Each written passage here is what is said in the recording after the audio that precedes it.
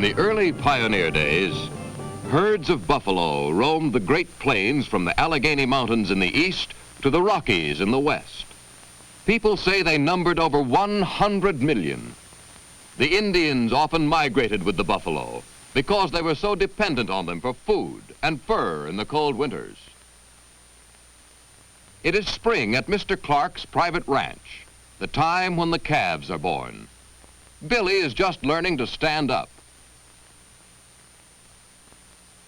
Come on, Billy. Try hard, Billy. You can do it. And up he comes. He wants his mother, Polly. No, that's not your mother. There she is. Billy is hungry and nurses often. Buffalo calves are born with very heavy bones because soon after they are born, they run with the herd.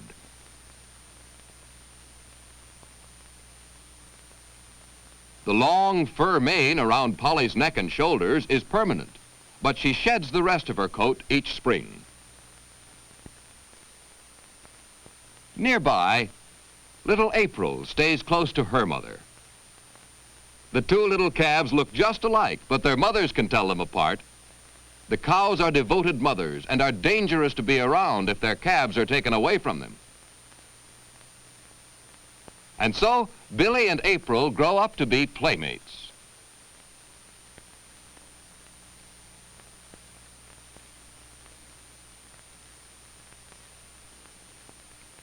Now that grazing is poor, the buffalo have 2 meals a day of grain and hay. They are cared for much the same as cattle on a modern ranch. George calls, "Hi, bull! Hi, bull!"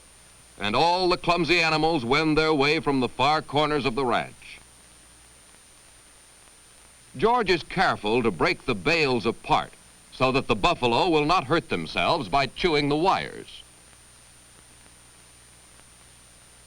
Polly tries to eat, but the big bulls push the cows aside.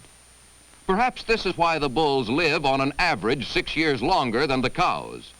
They are only nice to the cows during the spring mating season. At this time, the bulls have terrible fights. Little Billy looks confused.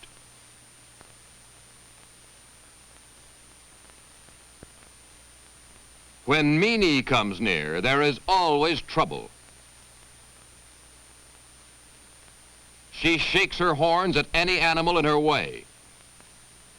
Buffalo are not famous for their good dispositions, but Meanie is the crossest of them all.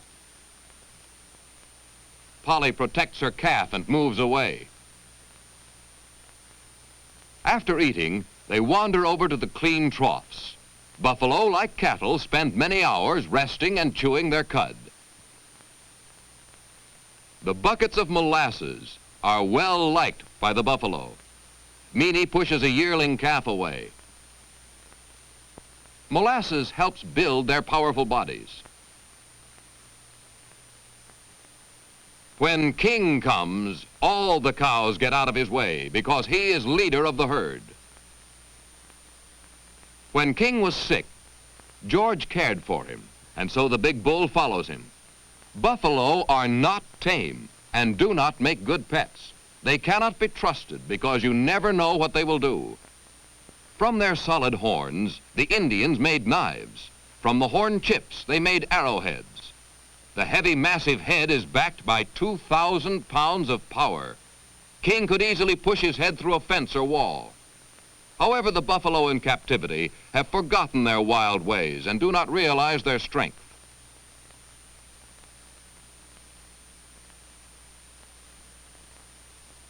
King wants the whole bucket. If he looks cross or carries his tail high, a sign of danger, George will quickly jump out of his way. Last night there was a bad accident. Brutus, a mean bull, broke through the heavy fence and gored Starlight, who was about to have a colt. Even quick Starlight could not turn fast enough to get away. The buffalo may look gentle, but Starlight shows how fierce they really are. George has sent for Dr. Dick.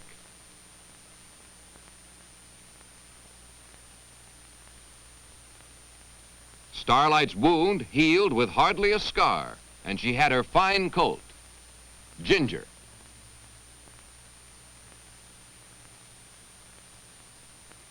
Starlight had the same good care that Mr. Clark gives all his animals. Billie and April like Mr. Clark because sometimes he feeds them from the bottle.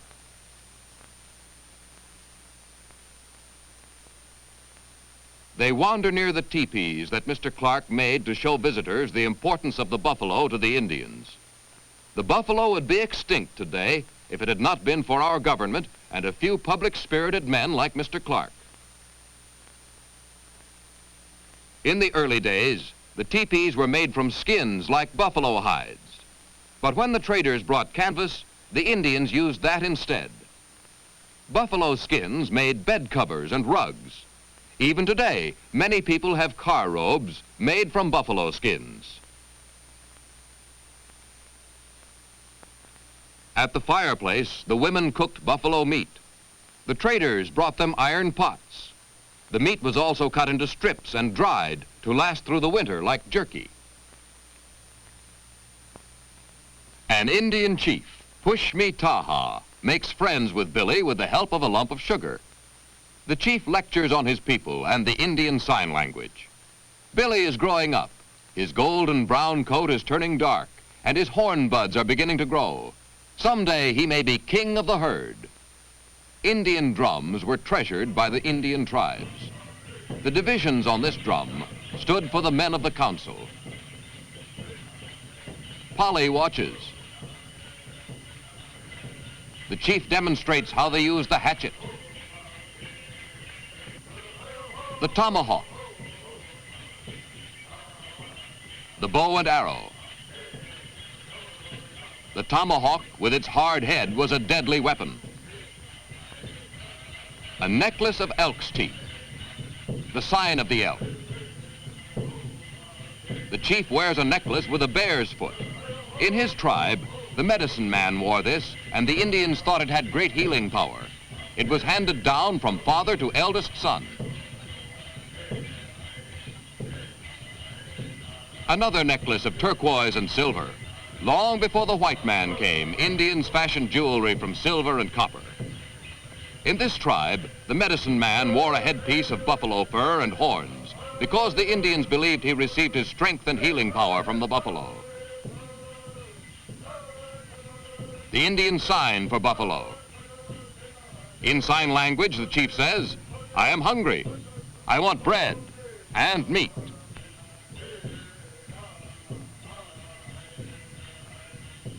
The bead design on his belt represented the eye of the buffalo. Each part of his costume had meaning to the Indian.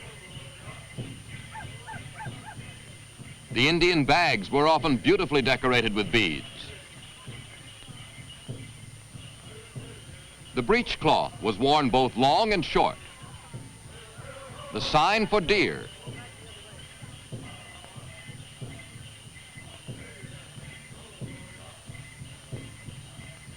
The heavy buffalo hide made soles for their moccasins. The bead design stood for a row of teepees, thus his village, his home, the sign for home. The fringe was ornamental. Also, the rain would roll off the fringe and keep the Indian drier.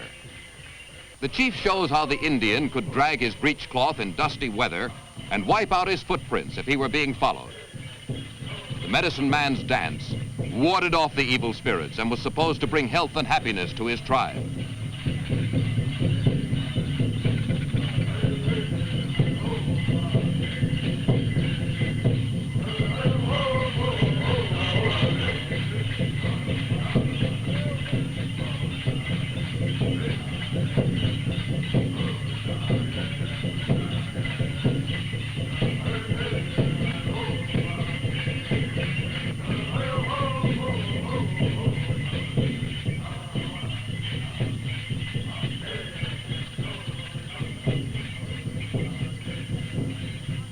The medicine man tried to scare away the evil spirits.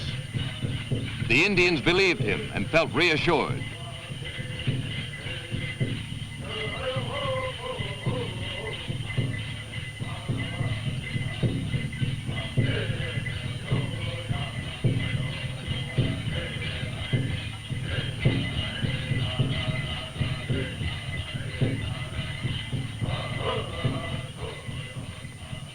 And as the Indian smoked his pipe of peace and prayed for the welfare of his people, he would add another prayer for the health of the buffalo, because they were so necessary to his way of life.